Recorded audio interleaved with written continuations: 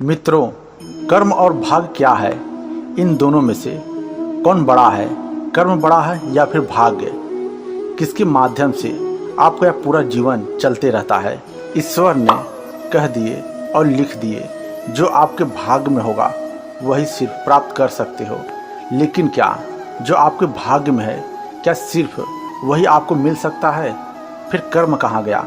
फिर कर्म के अनुसार से आपके जीवन में क्या घटित होने लगता है? कर्म और भाग्य यह दोनों एक दूसरे के पूरक हैं। जहाँ कर्म है वहाँ भाग्य है, जहाँ भाग्य है वहाँ कर्म है, और किस हिसाब से यह चलते रहता है। ईश्वर ने आपके भाग्य को कैसे लिखा?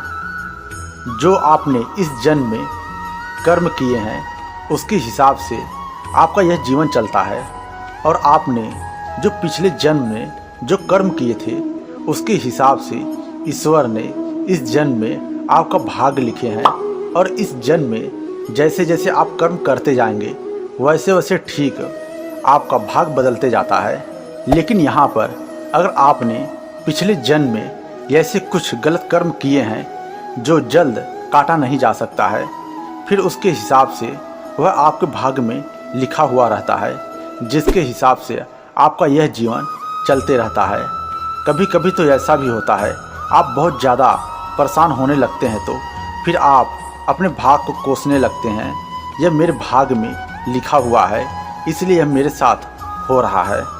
और जब आपका जन्म होता है उसी समय आपका भाग्य लिखा जा चुका होता है, क्योंकि सब कुछ आपके कर्मों के अनुसार से ही आपके भाग्य में लिखा जाता है।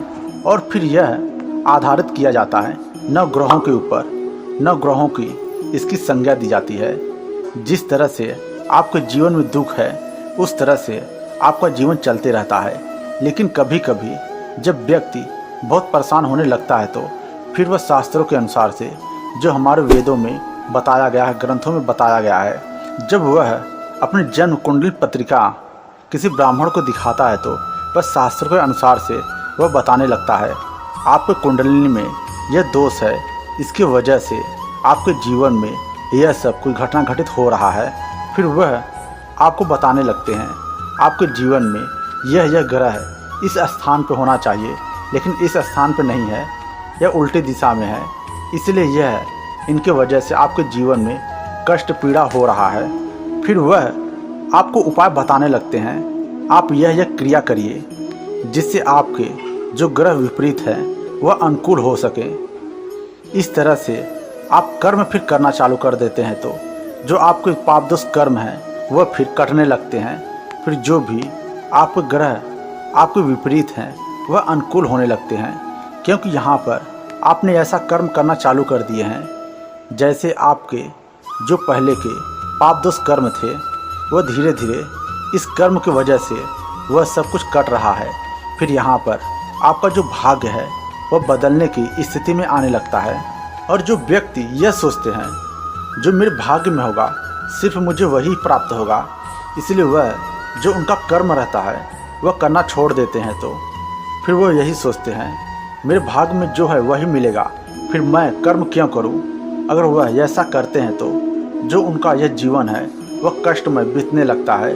जो उनके जीवन में दुख परेशानी है वह ऐसे ही चलते रहता है। और आगे चलकर जब उनकी मृत्यु होती है तो वह प्रेत बाधा में जाते हैं, या फिर ऐसी योनि में उन्हें जन्म लेना पड़ता है। और जब उनका बुरा कर्म कट जाता है तो फिर उन्हें मनुष्य का जन्म मिलता है। फिर इस तरह से यह क्रम चलते रहता है। आप लोगों ने यशोधामा के बारे में सुना होगा। उसने ऐसे बुरे कर्म किए थे जिसकी वजह से उसे श्राप मिला, और वह कई कई वर्षों तक इस पृथ्वी पर ऐसे ही भटक रहा है और अपने बुरे कर्मों का भोग वह भोग रहा है।